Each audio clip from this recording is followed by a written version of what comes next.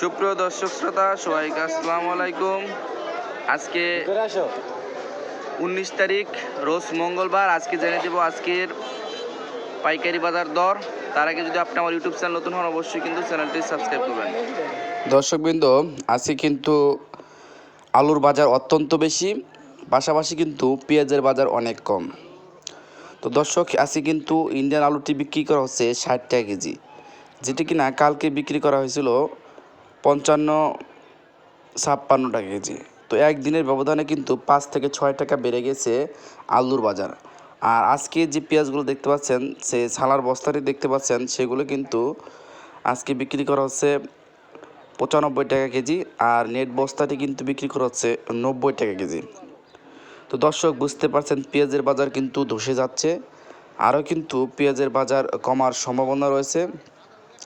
তো দর্শক, পরবর্তী আপডেট কিন্তু অবশ্যই আপনাদেরকে জানিয়ে দেওয়া হবে। অবশ্যই কিন্তু নতুন হলে চ্যানেলটি সাবস্ক্রাইব করে পাশে থাকবেন। তো দর্শক, পেঁয়াজের বাজার কিন্তু কমার সম্ভাবনাই বেশি, আরও কিন্তু কমতে পারে যতটুকু জানা যাচ্ছে। আর পাশাপাশি কিন্তু আলুর বাজার হু হু করে বাড়ছে, আরও কিন্তু বাড়তে পারে বলে জানা যাচ্ছে।